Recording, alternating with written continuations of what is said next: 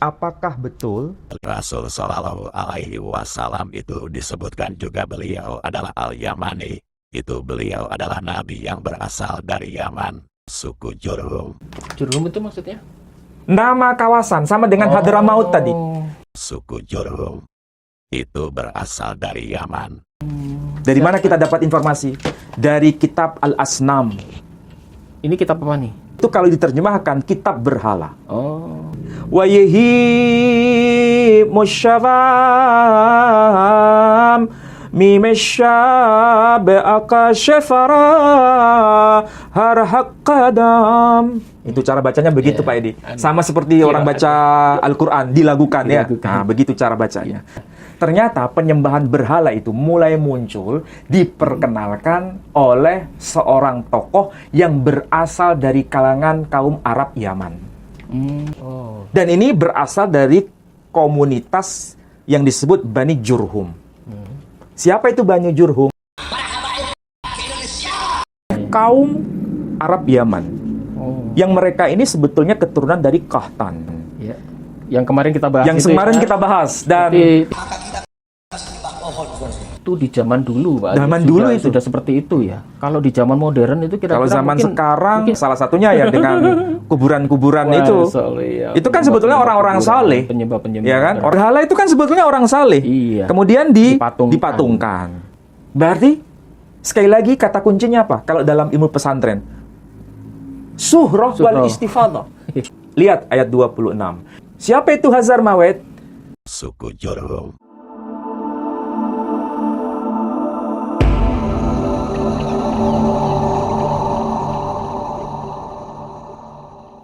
Dan seperti biasa, pada malam hari ini kita masih bersama Ustadz Menachem Ali. Assalamualaikum Ustadz.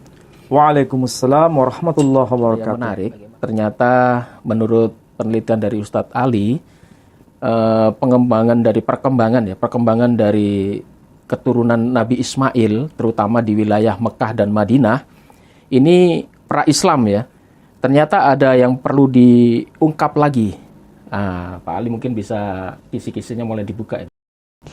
Jadi kalau dihubungkan dengan kaum Ismail, dalam konteks ini adalah kawasan kediaman kaum keturunan Ismail, tepatnya di kawasan Hijaz dan di kawasan Najd, itu ternyata pada akhirnya, pada perkembangan berikutnya, justru dikuasai oleh kaum keturunan Yoktan atau kaum keturunan Qahtan, yang kita sebut sebagai kaum Arab Yaman. Jadi sebelum Islam itu. Maksudnya sebelum zaman era keislaman, itu wilayah Hijaz itu sudah ditaklukkan atau sudah dikuasai secara geografis oleh kaum Arab Yaman. Yang mereka ini sebetulnya keturunan dari Qahtan. Yang kemarin kita bahas. Dan tidak ada hubungannya dengan Nabi Ismail, tidak ada hubungannya dengan Nabi Ibrahim, tetapi masih satu moyang ke Nabi Nuh ya. Betul, masih satu moyang kepada Nabi Nuh, tetapi mereka berbeda. Artinya orang Arab Yaman itu sebenarnya secara biologis, secara gen tidak ada kaitan dengan Ibrahim atau Ibroham, tidak ada kaitan dengan Ismail, tetapi kawasan kaum keturunan Ismail, yakni kawasan Hijaz, itu telah dikuasai oleh kaum keturunan Yoktan ini. Dan nanti akan dikonfirmasi berdasarkan dokumen-dokumen sezaman. Soalnya kalau kita berbicara tanpa bukti, pasti kita akan dituduh. Ya, baik. Itu penting ya. Kita mulai dari mana dulu? Kita mulai dari dokumen yang sebetulnya saya kutip dari sini ya. Ini kemarin sudah saya tunjukkan kepada pemirsa, kepada netizen. Ini buku yang sangat lama, tetapi ini bisa dilacak informasinya karena ada sesuatu informasi yang sangat krusial, apalagi bicara mengenai kawasan Semenanjung Arabia gitu. Dan ini kajian historis sebetulnya Pak Edi, tapi melalui pendekatan kajian filologi. Ini kita tidak bicara mengenai kajian ilmu nasab. Karena banyak orang yang berkata saya bukan ahli nasab. Betul, saya tidak ada kaitannya dengan kajian ilmu nasab dalam konteks pesantren itu. Karena saya tidak punya kepentingan di situ. Saya hanya menghadirkan diri saya ini dalam kajian filologi. Kalau kajian filologi, kajian hal seperti ini ada kaitannya dengan persoalan nasab. Meskipun bukan ilmu nasab yang dipahami oleh kalangan pesantren. Berarti antara filologi dan nasab itu sebetulnya ada meeting point, Iyalah. ada kebersamaan dalam meriset hal yang sama, tapi dalam sudut pandang yang berbeda. Atau filologi itu istilah dari Yunani, nasab dari Arab kemungkinan ya. Ilmu nasab itu kajian pesantren, kalau bahasa awamnya begitu. Dan saya memang tidak punya kepentingan untuk membela salah satu pihak, baik yang pro maupun yang kontra. Itu bukan tujuan saya. Tujuan saya adalah bagaimana saudara-saudara kita yang mengaku sebagai Muslim itu mempelajari Islam berdasarkan dokumen-dokumen otentik, bukan doktrin. Bukan kata ini harus ada kecerdasan tingkat tinggi, Pak Edi. Apalagi bukunya lama ini. Betul. Langka ini. Coba kita lihat dari dokumen ini ya. Ini terbit tahun 1840 Masehi. Diterbitkan di Glasgow. Dan ini judulnya adalah Taurat Moshe, Sefer Bereshit. Jadi ini kitab Taurat, Tauratnya kaum Yahudi. Ya, yang minimal ini terbit tahun 1840. Sebenarnya manuskrip yang lebih lama, manuskrip yang paling tua yang sampai kepada kita itu adalah manuskrip Dead Sea Scrolls, naskah-naskah Laut Mati. Dan itu abad ketiga sebelum Masehi. Dokumennya kalau dilihat ada kesamaan dengan dokumen yang cetak lama ini. Jadi sebetulnya mau bicara yang cetak lama ataupun yang bicara kaitannya dengan manuskrip, sebetulnya intinya sama. Nah, dalam konteks apa yang sedang kita bicarakan? Yang sedang kita bicarakan adalah siapa itu kaum Yoktan, ya, kaum Yoktan. Pak Edi bisa cek di dalam Kitab Kejadian pasal 10 ayat 26. Coba dicek dulu Pak Edi. Nah, di sini ya, kita mulai dari dua dulu Pak Edi ya.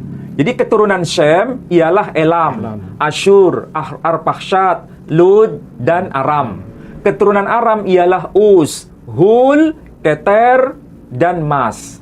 Arpakshad memperanakkan Shela, dan Shela memperanakkan Ever. Ya, kemarin kita bahas sebagian ya. Siapa itu Ever?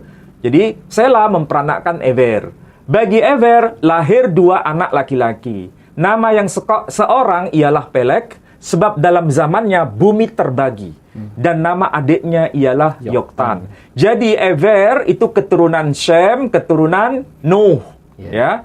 Sekali lagi, Ever itu keturunan Shem, keturunan Nuh. Ever ini punya 2 orang anak laki-laki, yakni Pelek dan Yoktan. Dari Pelek ini nanti muncul keturunan yang sangat spesial. Siapakah itu? Ibrahim atau Ibrahim atau Abraham. Dan juga Yismail. Dan juga Yitzhak dan lain-lain. Tapi dari Yoktan, saudaranya Pelek nanti punya keturunan. Siapa itu anak-anak dari Yoktan? Lihat ayat 26. Yoktan memperanakkan Almodad, Selef, Hazarmawet, dan Yerah. Kemudian Hadoram. Ini 2 kata kunci ya. Ada Hazarmawet. Siapa itu Hazarmawet? Kemudian ada Hadoram. Siapa itu Hadoram? Hazarmawet itu kalau bahasa Ibraninya. Sementara kalau bahasa Arabnya sama dengan Hadramaut. Sementara Hadoram bahasa Ibraninya bisa diterjemahkan atau diidentifikasi sama dengan Jurhum. Jadi suku Jurhum itu sama dengan suku Hadoram. Hazarmawet sama dengan Hadramaut. Jadi kalau begitu, selain Hadoram ada Uzal, ada Dikla, ada Obal, ada Abimael, ada Sheba, Ovir, Hawila, Yobab. Itulah semua keturunan Yoktan. Ya, semua mereka ini ya kekuasaannya itu mereka mendiami kawasan yang terbentang dari Mesya ke arah Sefar, yaitu pegunungan di sebelah timur. Oke, ini informasinya. Kawasannya itu mana saja yang didiami oleh kaum keturunan Yoktan. Di antaranya adalah Hazarmawet dan Hadoram. Ini yang bahasa Indonesia. Oke, kita lihat yang versi bahasa Ibraninya di sini disebutkan ada kata kunci. Di sini dikatakan wayaqtan, maksudnya dan yoktan. Wayaqtan dalam bahasa Ibrani ya. Wayaqtan dan yoktan yalat et al-modat, melahirkan atau memperanakkan al-modat. Wa'et salef dan juga salef. Wa'et hazar mawet dan juga hazar mawet.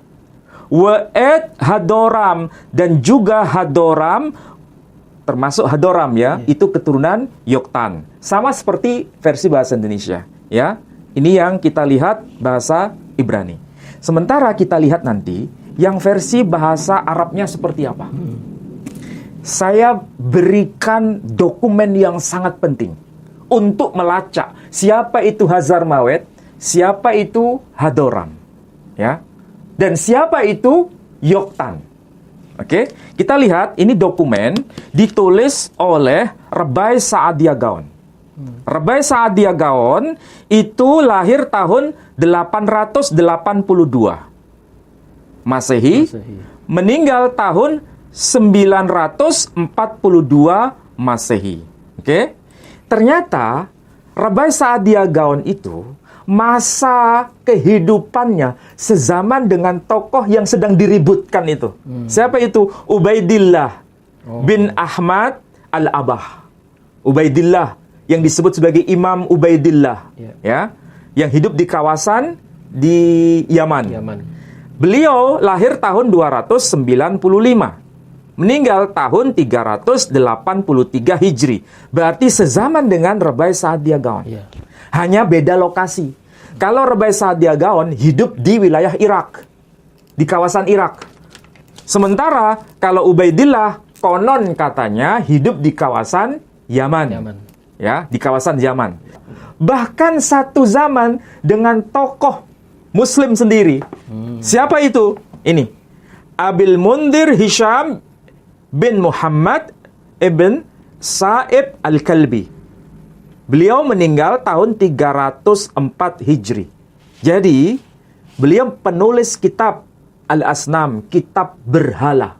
Oh, ini kitab berhala. Ini kitab berhala. Jadi orang-orang penyembah berhala waktu itu kan memang banyak ya, yang masuk ke Mekah, bahkan banyak dipajang di Ka'bah itu gimana ya kisahnya ini? Nah, ini belum saya jelaskan ya. Kita baru bahas mengenai kawasan wilayah yang dikuasai oleh suku-suku keturunan Yoktan, kaum Arab Yaman ini.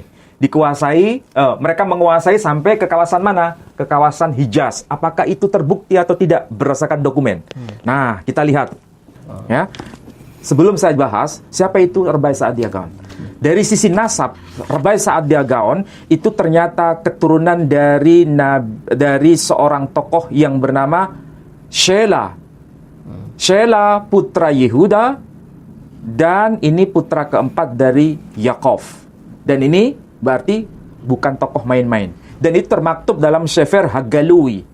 Jadi ini tokoh besar, nasabnya jelas, dan dia memiliki kedudukan sebagai seorang gaon. Kalau bahasa tradisi Islam sama dengan mujtahid, Pak Idi. Sama dengan Imam Syafi'i itu mujtahid. Imam Maliki mujtahid. Imam Hanafi itu mujtahid. Ya. Ini ambil kesamaannya. Nah, oke. Apa yang tertulis dalam karya beliau yang bahasa Arab ini? Saya coba baca dalam versi bahasa Arabnya ketika menjelaskan siapa itu Yoktan dalam bahasa Ibrani. Di sini kalau dalam bahasa Arabnya dia tulis apa? Waqahtan. Jadi dalam bahasa Arab itu Yoktan, ditulis yang Ibrani ya. Tertulis Yoktan, bahasa Arabnya itu Waqahtan. Aulada al-modat, memperanakkan al-modat, wa syalif dan juga salif, wa hadramaut dan juga Hadramaut. Jadi kalau bahasa Ibraninya Hazar Mawet, bahasa Ibraninya Hadramaut. Tapi kalau saya baca komentar-komentar para netizen, ada yang berkata, Hadramaut itu dengan Hazar Mawet itu berbeda. Kadang saya berpikir begini, ini orang yang cerdas, tapi apakah orang yang tidak paham? Jadi sebenarnya dia itu ngerti bahasa atau tidak? Mengerti bahasa Ibrani, apakah tidak mengerti bahasa Ibrani? mengerti bahasa Arab atau memang tidak mengerti bahasa Arab. Padahal kalau disebut Hazarmawet itu memang bahasa Ibrani, Hadramaut itu bahasa Arab. Sama seperti orang berkata Abraham dengan Ibrahim itu beda orang atau sama? Iya, sama. Ibrahim itu bahasa Arab. Iya, Abraham. Dalam Quran juga disebut Ibrahim. Jadi antara Ibrahim dan Ibrahim itu tokohnya satu. Sama-sama termaktub dalam Al-Quranul Karim. Hanya beda qiraah. Satu qiraah Hafiz, yang satu qiraah Hisham. Pakai istilah Ibrahim. Sementara Abraham bahasa Ibrani. Tapi tokohnya tetap satu. Sama. Gitu kan? Seperti dengan Hadramaut tadi. Sama dengan Hazarmawet dan Hadramaut. Kemudian Yoktan disapa dengan sebutan Qahtan. Oke? Wa Hadramaut, wa Yari, wa Haduram. Dia pakai istilah tetap Haduram. Tapi ada indikasi bahwa dalam pelafalan bahasa Sabean disebut dengan sebutan Jurhum. Dalam bahasa Sabean, ya. Bahasa Sabean itu apa? Bahasa Arab khas Yaman. Bahasa Arab khas Yaman. Menyebutnya apa? Jurhum. Bukti arkeologis, prasasti Sabean. Bukti fisik paling nyata yang mematahkan teori lama, bahwa Jurhum berasal dari wilayah Teluk Persia, Gera, dan memastikan bahwa Jurhum adalah kabilah asli dari kerajaan Arab Selatan, Sabean, adalah penemuan transkripsi prasasti epigrafis Sabaik tahun 1974. Isi bukti, prasasti kuno berbahasa Arab Selatan, Sabean, ini memuat nama kabilah kuno tersebut sebelum mereka bermigrasi ke utara, Hijaz, Makkah. Para sejarawan, termasuk pakar sejarah Arab kuno Irfan Shahid, menegaskan bahwa prasasti ini mencatat kabilah tersebut sebagai bagian dari konfederasi suku di Yaman kuno. Cara mengakses dokumen akademik ini dipublikasikan pertama kali oleh ahli epigrafi Yaman, Mutahar Al-Iryani, dalam bukunya yang terbit tahun 1974. Prasasti-prasasti Sabean serupa dan digitalisasinya secara internasional saat ini dapat diakses secara terbuka di situs Digital Archive for the Study of Pre-Islamic Arabian Inscriptions, DASI, yang dikelola oleh universitas-universitas di Eropa dan Badan Riset Italia. Bukti geografi klasik dunia Barat. Isi bukti, penulis Romawi kuno Plinius yang tua, Pliny the Elder, abad pertama Masehi dalam mahakaryanya Naturalis Historia, serta geograf Yunani Ptolemes, mencatat letak geografis suku-suku di semenanjung Arab. Mereka mencatat nama Adramitae, dari kata Hadoram, Hadram, di wilayah Yaman Barat, Sabah, yang di era selanjutnya diidentifikasi oleh para orientalis Barat sebagai suku Goramenoi, pelafalan Yunani untuk Jurhum. Cara mengakses teks kuno Naturalis Historia karya Pliny yang tua dapat dibaca secara gratis dan legal melalui Perses Digital Library milik Tufts University. Cari bagian book 6 yang membahas geografi wilayah Arabia. Ya, Jurhum. Kalau Hadoram itu bahasa versi Ibraninya. Jadi ada istilah Hadoram, itu juga keturunan Yoktan. Masih bersaudara kandung dengan Hazarmawet atau Hadramaut. Wadikla wa Uzal, ya. Jadi ini semua adalah anak-anak keturunan dari siapa? Yoktan atau Qahtan. Nah, masalahnya mereka itu wilayah kekuasaannya itu sampai kemana? Nah, di sini dikatakan Pak Edi, ayat 30, beliau jelaskan ya, wa kana maskanuhu min Makkah ila antaji'a ila al-Madinah ila al-Jabari Syarqi. Jadi kekuasaan mereka, kediaman mereka, tempat yang mereka diami, yang mereka kuasai, itu dari Makkah hingga ke kawasan Madinah, hingga ke kawasan pegunungan sebelah timur. Ini penjelasan dari Rebai Sadia Gaon.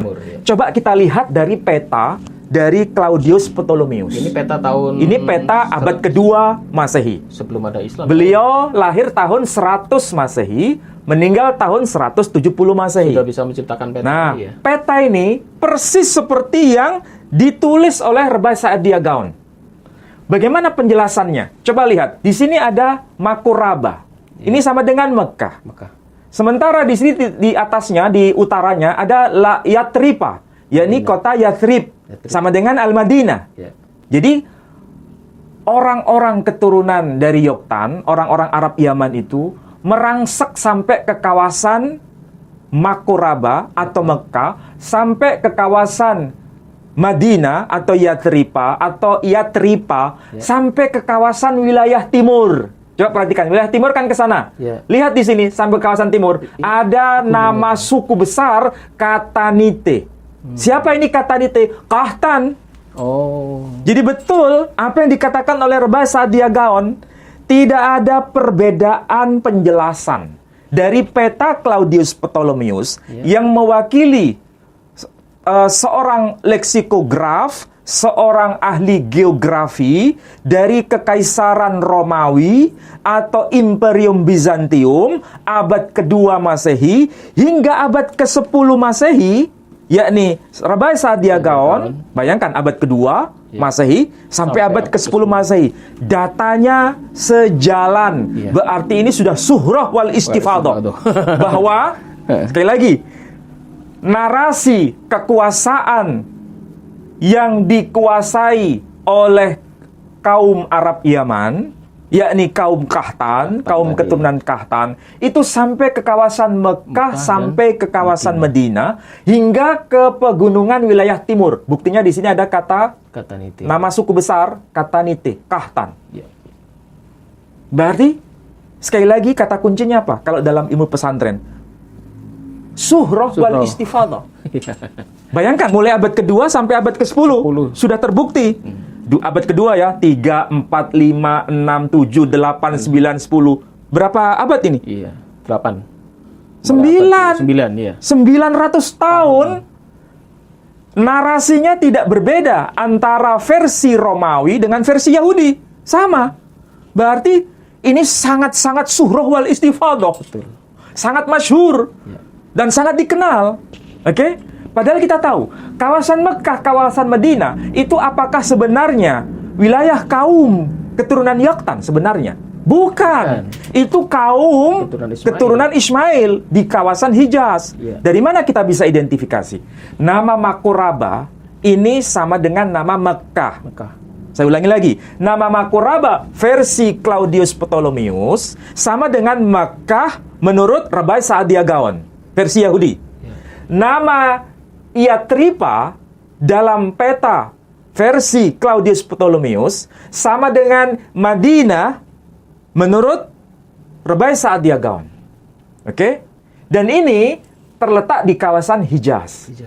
Makuraba atau Mekah itu dari mana asal usulnya kata itu muncul? Nah, kita lihat Pak Edi. Ya, kita lihat dari data yang ditulis oleh Rabai Saadia Gaon sendiri. Coba saya bukakan dokumen ini ya. Ini bahasa Ibrani Pak Edi. Nah, kita buka data ya. Kitabnya siapa ini? Ini kitab orang Yahudi, bukan kitabnya umat Islam ini. Torat Hayyim. Oh, ini Torat. Torat Hayyim.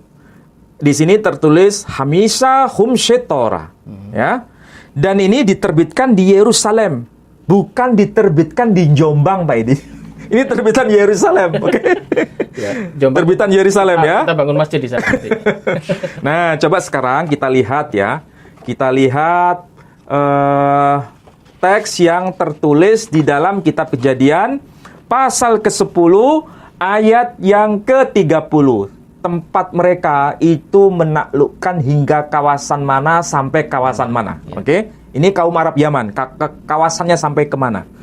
Kita lihat ayat yang ke-30. Nah, disebutkan begini. Wa yehi moshavam.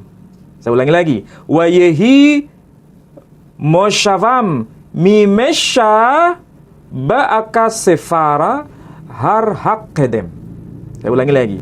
Wa yehi moshavam mimesha be'aka syafara harhaqadam. Itu cara bacanya begitu Pak Edi. Sama seperti orang baca Al-Quran, dilagukan ya. Nah, begitu cara bacanya. Kalau diterjemahkan, dan mereka mendiami kawasan dari kawasan Mesha hingga menuju kawasan Shefara, hingga ke kawasan pegunungan wilayah timur. Oke. Har Hakkedem, pegunungan wilayah timur. Rabbi Saadia Gaon dalam penjelasan Radah itu Rabbi David Kimchi. Berarti bukan hanya satu orang ini. Rabbi David Kimchi pun menjelaskan. Di sini ada kata kunci. Mudah-mudahan ini lebih jelas ya. Nah, dikatakan Umesha Targum Rav Saadia Gaon Zichrono Lifracha Makkah. Terus Makkah. Ya.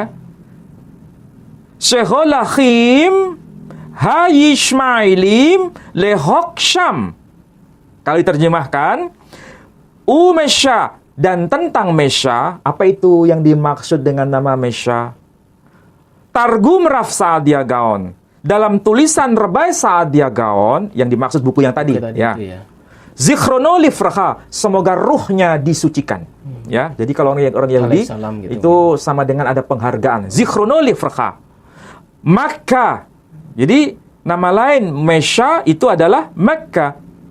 Sheholachim Hayishmailim, tempat pelaksanaan syariat kaum Ismail Lehoksham, yang disebut perayaan haji namanya.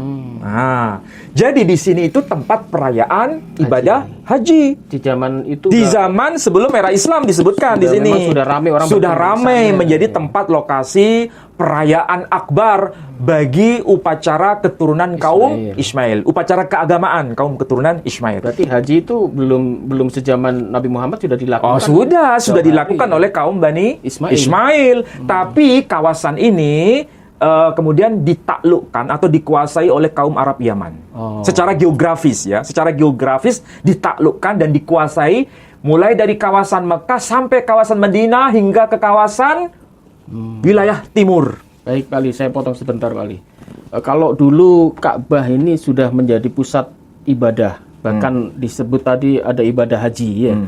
Kemudian kapan itu munculnya berhala-berhala? Karena waktu di zaman Nabi Muhammad, Ka'bah ini udah penuh berhala ini. Ini pertanyaan bagus ini. Ini pertanyaan bagus. Dan ini seringkali kita lupa. Kalau berdasarkan informasi dokumen yang saya share tadi ya, yang kita bicarakan, kaum Arab Yaman yang merupakan kaum keturunan Kahtan, yang di sini disebut dengan sebutan Katanite, ini kan sebetulnya wilayahnya itu sampai ke arah selatan. Makanya ada nama Hadramaut, ya kan? Di bawah yang kemarin kita bahas itu Hadramonitai. Nah, coba cek di baru ya. Ya.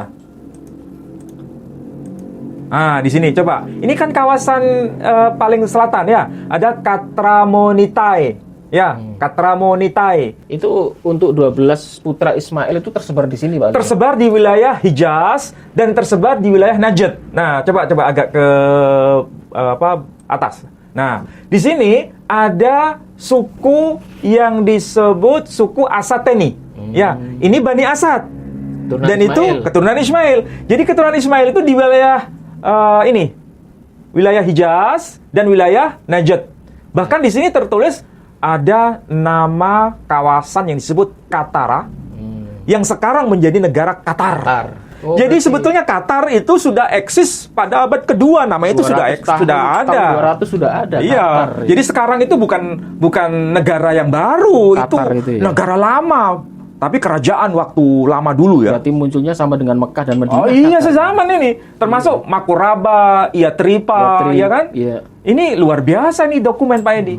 Cuma masalahnya kita nggak akrab dengan dokumen. Padahal ini dilukis pada tahun 200-an tadi ya. Iya, ini map yang diperbarui bentuknya, tampilan. Tadi yang aslinya kan burung ini ya. Ya, tapi ini yang lama. Ya, tapi namanya tetap sama. Iya. Ya kan? Bani Ilyas, ini Iolisite, ini Asateni, Bani Asad, ini Tamim. Bani Tamim, keturunan Ismail semua. Jadi keturunan Ismail itu menyebar ke sini. Tapi keturunan Yoktan yang sebetulnya ke kawasan agak selatan ini merangsek sampai ke kawasan kaum Bani Ismail. Secara geografis dikontrol, dikuasai. Ya, ini baru wilayah. Tetapi secara teologis, secara keagamaan, ini kan pusat ini.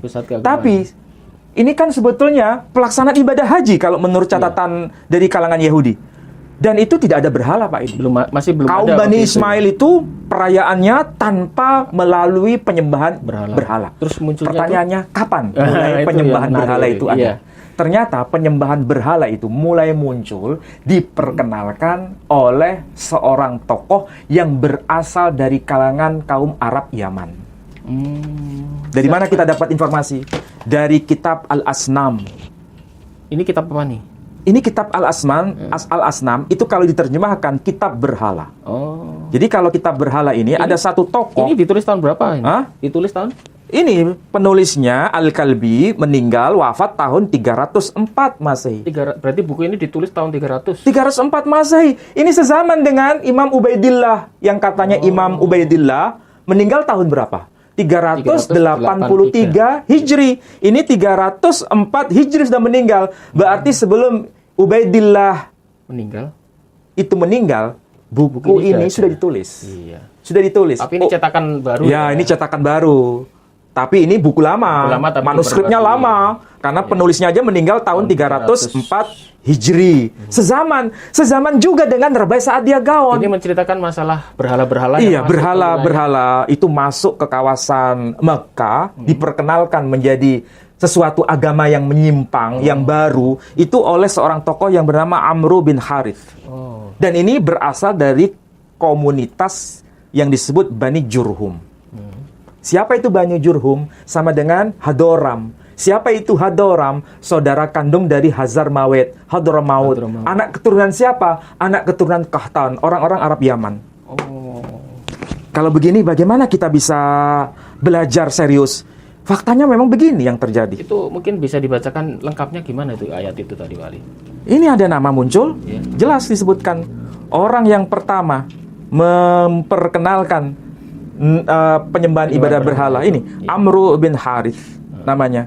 Dan ini sampai ke kawasan Ka'bah, yang memerintah kawasan Al-Ka'bah. Dan itu mengganti ajaran yang sifatnya monoteistik, tauhid, menjadi apa itu? Dimasukin berhala ini. Berhala itu dimasuk. Terus ada keterangan Yaman di situ? Disebutkan Jurhum. Jadi tidak dengan kata-kata Yaman, tapi dengan istilah Jurhum. Tapi kalau disebutkan Jurhum, di mana itu? Kawasan Yaman. Jurhum itu maksudnya? Nama kawasan, sama dengan Hadramaut tadi. Jadi Hadramaut, Jurhum, itu kawasan Arabia bagian selatan. Di sana sini. Jadi Hadramonitai itu di kawasan Arabia Selatan. Di sini kan? Ini laut Hadramautnya. Ya, ini laut Hadramautnya. Tapi kalau di sini kawasannya disebut Hadramonita atau Hadramaut. Jadi sebetulnya kalau kita buka dokumen-dokumen lama, ketemu semua Pak Edi. Kapan kaum keturunan Ismail itu mendiami kawasan Hijaz? Sejak kapan kawasan kaum keturunan Ismail itu direbut oleh kaum keturunan Yoktan? Dikuasai kawasan itu dari Mekah sampai Madinah sampai ke kawasan wilayah bagian timur. Dan bukan hanya wilayah kaum keturunan Ismail, tempat peribadatan kaum keturunan Ismail yang Hanif, yang tidak ada penyembahan ibadah berhala, mulai dimasukkan ibadah-ibadah asing. Ajaran aslinya tergusur. Akhirnya ajaran yang asli itu menjadi tergusur. Dan itu terjadi sebelum era pra-Islam Pak Edi. Jauh ya. Jauh sekali, jauh. Bahkan sebelum munculnya Nabi kita Muhammad SAW, beliau kan disebut lahir tahun gajah. Kenapa disebut tahun gajah? Karena pada saat itu orang-orang Arab Yaman yang sudah masuk Kristen itu mau merebut kembali Ka'bah itu dan mau diganti menjadi tempat ibadah Kristiani. Tapi berhasil atau gagal? Gagal ya. Karena mungkin dia melihat dulu zaman nenek moyang dulu mereka Ka'bah ini sudah mereka kuasai, kemudian mau diserbu, mau dikuasai kembali gitu mungkin. Tapi akhirnya gagal. Ya. Nah, ini yang terjadi di masa lampau Pak Edi. Dari sisi apa? Dari dokumen-dokumen yang kita baca abad yang sezaman, bahkan ini dokumen eksternal Pak Edi. Iya kan? Ada dokumen Yahudi, dokumen eksternal. Ada dokumen Yunani, Romawi, eksternal. Ada dokumen Islam, internal. Coba bayangkan, kita bicara itu selalu merujuk pada 3 kata kunci. Dokumen sezaman, dokumen internal, dokumen eksternal. Ini metodologi filologi. Ya, bukan bicara soal mana ahli nasab yang bicara mengenai dokumen sezaman. Itu metode nasab. Ilmu nasab. Silakan saja. Silakan itu menjadi penelitian tersendiri. Tapi kalau ditanya sebagai seorang filolog, maka saya akan jawab dengan metodologi filologi. Harus menghadirkan dokumen sezaman, dokumen internal, dan dokumen eksternal. Ya, karena kalau kita runut ini Pak Ali ya, dari ajaran Hanifnya Bani Ismail, kemudian Ka'bah bisa sampai dimasuki berhala yang dibawa dari kelompoknya orang-orang Arab Yaman tadi ya. Sebetulnya kalau kita merunut ke atas itu kan mereka berdua itu kan masih saudara dari Nabi Nuh ya. Ya, keturunan Nabi Nuh. Tapi mungkin dalam perjalanannya waktu itu mereka ada yang menyeleweng berarti Pak Ali ya. Kemungkinan dari keturunan Ismail ini masih tetap Hanif, masih menyembah tauhid, tetapi terganggu dengan kelompok yang lain yang sudah menyeleweng tadi ya. Ya. Jadi secara keagamaan, sebetulnya ini potret ya. Potret yang dapat kita lihat dari penjelasan tokoh-tokoh besar yang hidup pada masa abad ke-3 Hijri, abad ke-4 Hijri. Dan memang Ka'bah waktu itu sebagai pusat keagamaan kaum Ismail itu kan disebut sebagai ibadah perayaan haji atau Lehok Shem. Sudah diketahui oleh orang-orang Bani Israel tuh tahu. Itu tempat yang suci, sakral. Dokumennya tadi ada. Warisan bagi kaum Ismail dari abahnya, yakni Ibrahim atau Abraham, tapi kemudian dirusak, dimanipulasi, dieksploitasi, bahkan dicemari dengan ibadah-ibadah asing, penyembahan ibadah berhala. Dan yang memperkenalkan adalah tokoh dari kalangan keturunan Yoktan. Keturunan Yoktan itu yang menguasai kawasan mulai dari Mekah sampai Madinah sampai ke kawasan wilayah timur, yang sebetulnya mereka itu awalnya dari sini, dari wilayah selatan. Berarti kalau kita melihat pola ibadah atau haji ini, karena Nabi Ibrahim kan punya 2 anak, Ismail dan Ishak. Itu kalau tidak salah di Alkitab pun itu disebut Yerusalem itu ada ibadah haji juga di sana. Iya, ada. Berarti 2 orang anak ini sebetulnya sudah diwarisi dari bapaknya Nabi Ibrahim, sama-sama mempunyai tempat ibadah masing-masing. Iya. Ishak hajinya di Yerusalem, Ismail hajinya di Mekah. Iya. Seperti itu ya. Iya, betul. Tapi itu nanti kita bahas ya. Iya, lebih konkret lagi di tema berikutnya. Tapi yang penting di sini, Mekah itu bukan kawasan yang asing. Sudah dikenal negara, bahkan minimal di sini muncul nama Makoraba, karya dari Claudius Ptolemaeus, dikuatkan dengan tokoh yang bernama Rabai Saadia Gaon, memang menyebutkan kata Makkah. Dan Makkah itu dari kata Mesya kan di situ. Sementara Mesya itu sama dengan Masa, salah satu di antara keturunan Ismail. Ya. Jadi anak-anak Ismail itu kan ada Kedar, ada Nebayot, ada Masa, ada Duma.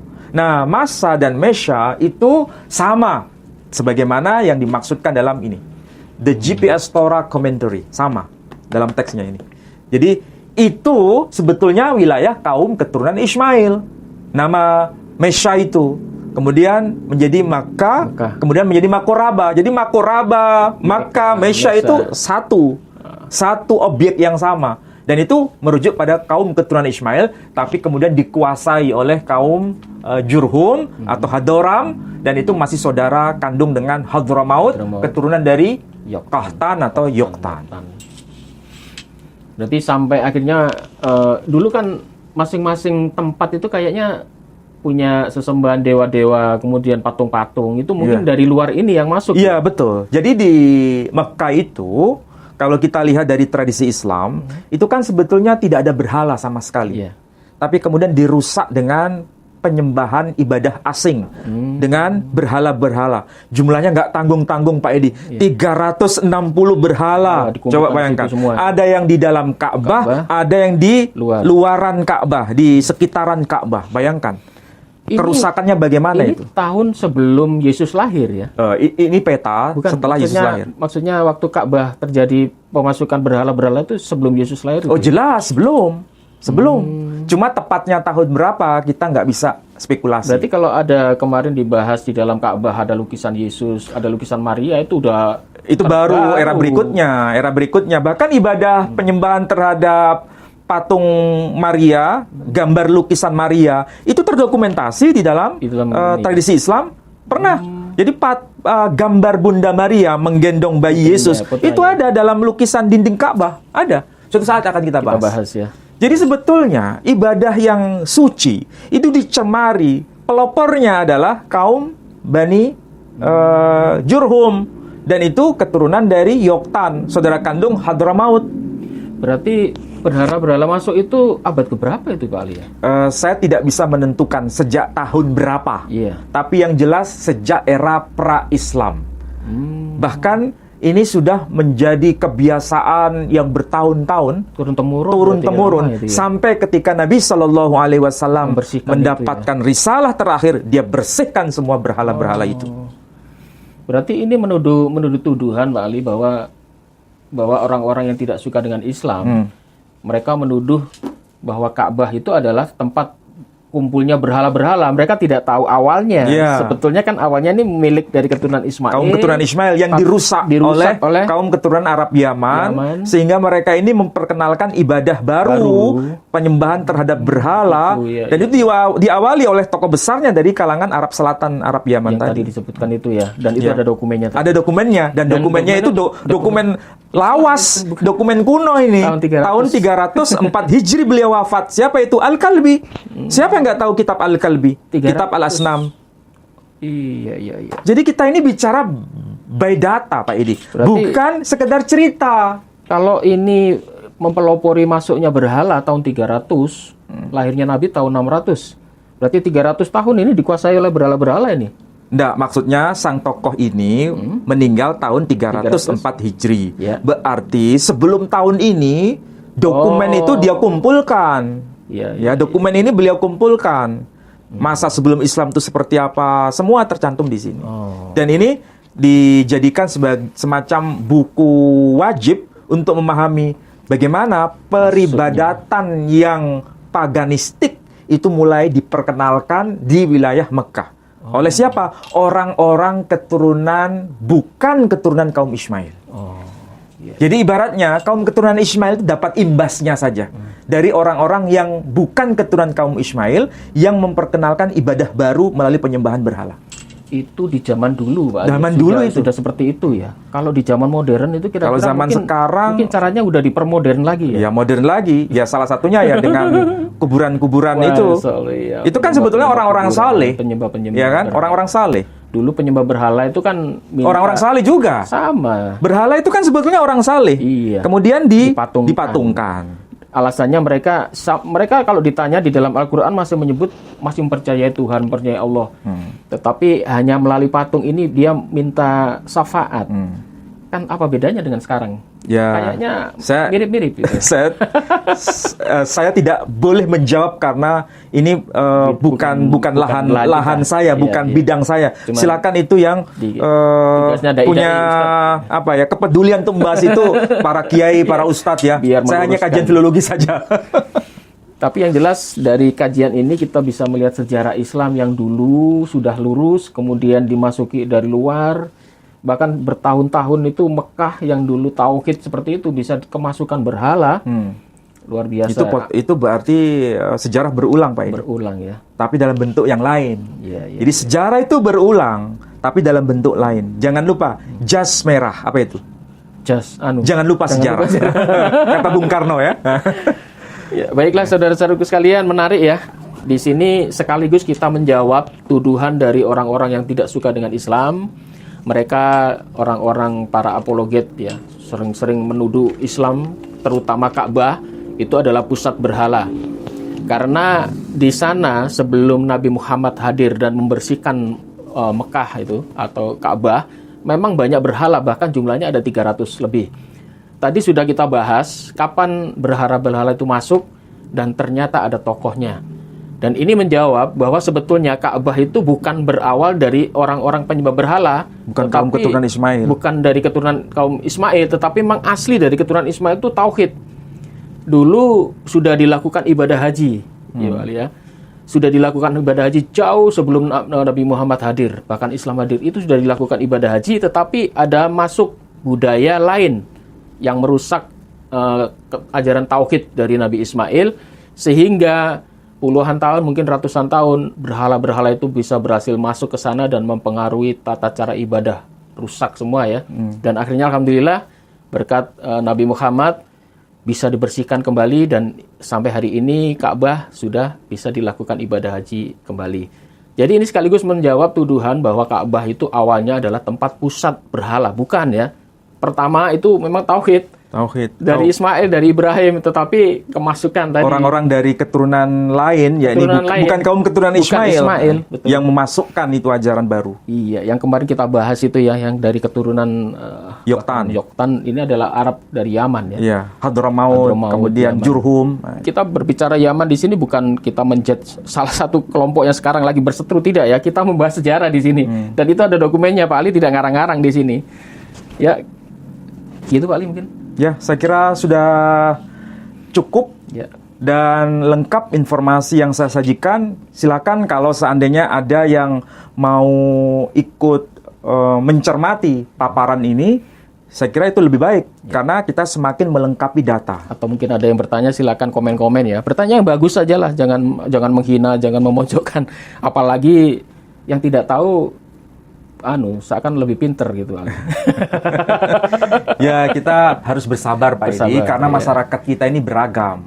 Ada yang sangat cerdas, ada yang cerdas, ada yang tidak mau dicerdaskan. Pokoknya gitu. Nah, kalau sudah tidak mau dicerdaskan, kita harus tetap bersabar untuk mencerdaskan. Umat. Jangan merasa kita tidak bisa mencerdaskan, kemudian kita tinggalkan mereka. Tidak, kita akan tetap merangkul semua supaya semakin cerdas bahwa agama itu bukan doktrin. Agama itu dengan pertanggungjawaban nalar. Supaya agama kita ini memang kelihatan mutiaranya, supaya tidak dianggap remeh oleh orang-orang, hanya sekedar doktrin, hanya dongeng, hanya ini, hanya itu. Kemudian percaya dengan cerita-cerita halusinasi, khurafat dan lain sebagainya. Agama kita tidak memperkenalkan itu. Ya, mungkin sudah cukup Pak Ali ya. Saya kira sudah cukup, mudah-mudahan bisa dipahami. Baik, terima kasih saudaraku. Semoga pertemuan ini ada manfaatnya dan mohon maaf jika ada salah kata. Wabillahi taufik wal hidayah. Wassalamualaikum warahmatullahi wabarakatuh. Waalaikumsalam warahmatullahi wabarakatuh.